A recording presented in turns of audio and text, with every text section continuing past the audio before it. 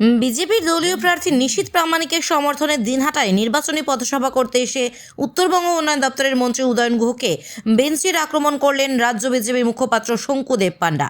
এদিন বক্তব্য রাখতে গিয়ে শঙ্কু শুরুতেই উদয়ন পিতা কমল গুহের প্রতি শ্রদ্ধা জানিয়ে বলেন, কমল গুহ উদয়ন গুহের জন্ম দিয়েছে ঠিকই, কিন্তু তাকে মানুষ করতে পারেনি। একই সাথে উদয়ন গুহ দিনহাটা সহ কোচবিহারকে বিহারের থেকেও বেশি ভয়ঙ্কর বানাতে চাচ্ছেন বলেই কটাক্ষ শঙ্কুর। এদিন তিনি আরও উপনির্বাচনে মন্ত্রী উদয়ন গুহের 1,64,000 ভোটে জেতাকেও কটাক্ষ করেন। একই সাথে প্রকাশ্যে পথসভা থেকে উদয়নের উদ্দেশ্যে ওপেন চ্যালেঞ্জ ছুড়ে দেন শঙ্কু। আরে ভাই, আমি জেনেছিলাম এটার নাম কোচবিহার, এটার ঐতিহ্য ছিল। উদয়নদা, আপনি তো এটা বিহারের থেকেও খারাপ অবস্থা বানাচ্ছেন, বিহার বানানোর চেষ্টা করছেন। আপনি একটা কাজ করেন উদয়নদা, আপনার এলাকায় দাঁড়িয়ে বলে যাচ্ছি, আমরা নিশীথ প্রামাণিকের দল করি, আমরা নরেন্দ্র মোদীর দল করি। আপনাকে ঘড়ি দিয়ে যাচ্ছি, টাইম আর স্পেস, কখন আসতে হবে আর কোথায় আসতে হবে বলে দেবেন। আপনার গুন্ডা বাহিনী দাঁড় করিয়ে রাখবেন, বুক খুলে দেবো, গুলি শেষ হয়ে যাবে। 57 ভোটে হেরেছিলেন। কত ভোটে শুনতে পাচ্ছি না, ওনাকে শোনাতে হবে। 57 ভোটে হেরেছিলেন।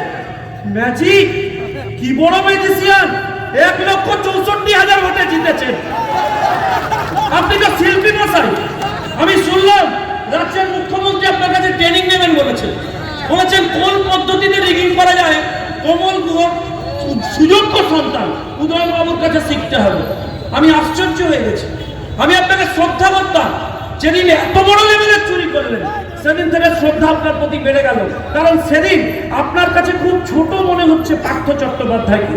বান্ধবীর বাড়িতে মাত্র 50 কোটি পাওয়া গেছে, আপনি 1,64,00,000 ভোট করেছেন। লজ্জা হয় আমাদের।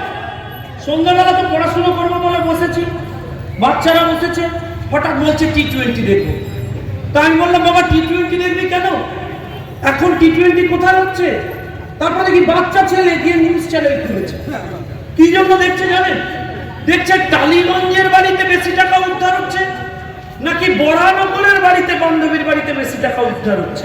T20 প্রতিযোগিতা চলছে। চুরি চুরি চুরি চুরি চুরি চুরি চুরি চুরি চুরি চুরি চুরি চুরি। চোর বলছি বলে রেগে যাচ্ছে, আপনারাও বলবেন না। আমি অনুরোধ করছি, চোর বলবেন না। চুরির লেভেলটা ওরা পেরিয়ে গেছে, এখন ওরা ডাকাত হয়েছে। চোর বললে চোরেরা মামলা করবেন না ভাই, একটা সীমা থাকা উচিত। ধর্মতলায় চলে যান, নাম হয়েছে ধর্ণাতলা। আচ্ছা দেখুন, আমি কলকাতার কথা বলবো, রাজ্যের কথা বলবো, লোকে রেখে যাবে। একটু উদয়নদার জন্য 2 লাইন এখানকার কথা বলবো না? এসেছি পাড়ায়, একটু আপনার কথা বলি।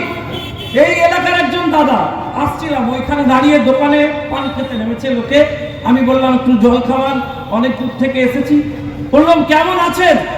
বললো উদয়ন বাবুর রাজত্বে ভালো আছি, কিন্তু 45,000 টাকা দিয়েছিলাম বাড়ি হবে বলে, আবাসনের মালটা এখনো পেলাম না। উদয়ন বাবুর মুখ দেখাচ্ছে কি উদয়ন না বাড়ি করে দেবেন বলে 45,000 করে নিয়েছেন লোকের কাছ থেকে, লোকে পাচ্ছে না। আচ্ছা দেখুন, দোকান থেকে উঁকি মারছেন একজন সিনিয়র ব্যবসায়ী, বলছেন ছেলেটা বলছে বটে, বারবার বলছে আবাসনের কথা, কিন্তু বলছে না যে এখানে একটা টি শার্ট কিনতে গেলে কলকাতার থেকেও বেশি দাম দিতে হয়। আমি বললাম কেন কলকাতার থেকে বেশি দাম? এখানে দিনহাটায় টিকিট টি শার্ট কিনতে গেলে দিতে হয় কেন? ওই যে টি শার্টের দোকান দেখবেন, এই টি শার্ট কলকাতায় গিয়ে কিনবেন, কিন্তু এখানে বেশি দাম দিতে হয়। উনি বলতে পারেন না কষ্টটা। উনি কি বলেন? বলেন বাবু টি শার্ট তো কলকাতা থেকে নিয়ে আসতে হয়, ট্রেনে করে, বাসে করে, ফ্লাইটে করে, টাকার খরচা আছে, তাই টি শার্টের দাম বেড়ে যায়।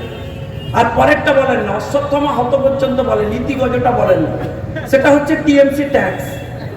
টিএমসি ট্যাক্স দিতে হয়, কাটমানি দিতে হয়, সেই টাকা বাইপাস হয়ে বেরিয়ে চলে যায় ওদের পকেটে।